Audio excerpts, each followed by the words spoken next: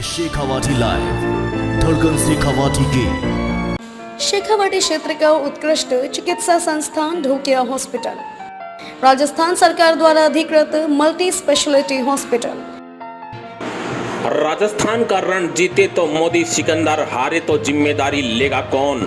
बिना किसी चेहरे के विधानसभा चुनाव के मैदान में उतरेगी भाजपा। भारतीय जनता पार्टी के राष्ट्रीय अध्यक्ष जेपी नड्डा और गृह मंत्री अमित शाह ने जयपुर में आकर पार्टी की कोर कमेटी की बैठक लेकर जहां अपने ही नेताओं की नब्ज टटोलने का प्रयास किया है, वहीं उन्होंने गुटबाजी को लेकर नाराजगी भी जताई। और यह भी साफ हो गया कि विधानसभा चुनाव में मुख्यमंत्री पद के लिए बिना किसी चेहरे के भाजपा इस बार मैदान में उतरने वाली है। यानी कहा जा सकता है कि भाजपा राजस्थान का चुनाव मोदी के चेहरे पर ही लड़ेगी। पार्टी चुनाव जीतती है तो जीत का सेहरा प्रधानमंत्री मोदी के सर पर बनना तय है, लेकिन यदि पार्टी राज्य में चुनाव हारती है तो आखिर हार का ठीकरा किसके सिर पर फोड़ा जाएगा, यह भी सोचने वाली बात है। वहीं गत दिनों भाजपा ने प्रदेश में अपने परिवर्तन यात्रा 4 दिशाओं में निकाली। यह परिवर्तन यात्रा बिल्कुल वैसी ही दिखाई दी जैसे 4 घोड़े को रस्सी में बांध दिया गया और उन्हें विपरीत दिशाओं में दौड़ने के लिए फटकार लगाई जाती है।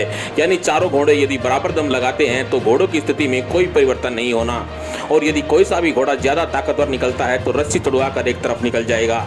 चारों दिशाओं में एक साथ भाजपा की जो परिवर्तन यात्रा हुई, उससे भी यह जाहिर हो गया कि पार्टी के अंदर मुख्यमंत्री के पद को लेकर गुटबाजी लगातार बनी हुई है।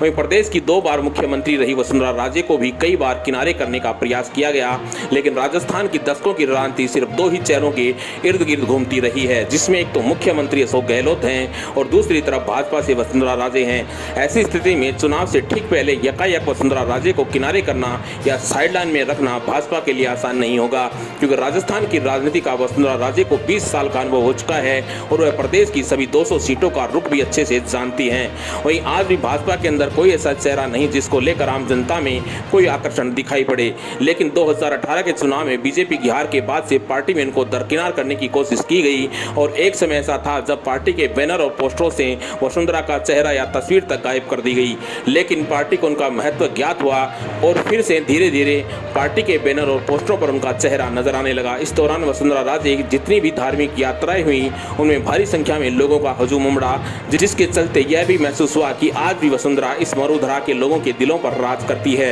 वसुंधरा राजे की टक्कर में आज भी कोई प्रदेश भाजपा का चेहरा इतनी पहचान नहीं बना पाया जो इनको चुनौती दे सके।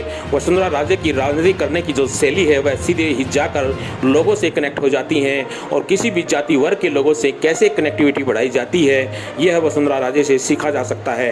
अमित शाह और राष्ट्रीय अध्यक्ष जेपी नड्डा जयपुर दौरा करके लौट चुके हैं। यह भी अब तक माना जा रहा है कि पार्टी बिना किसी चेहरे को राजस्थान विधानसभा चुनाव में उतरने वाली है, लेकिन यक्ष प्रश्न यह भी खड़ा होता है कि जीत का सेहरा पहनने के लिए तो मोदी का माथा है, लेकिन पार्टी चुनाव हारती है तो आखिर इसकी हार का ठीकरा किसके सर पर फोड़ा जाएगा। Shekhawati live bureau report.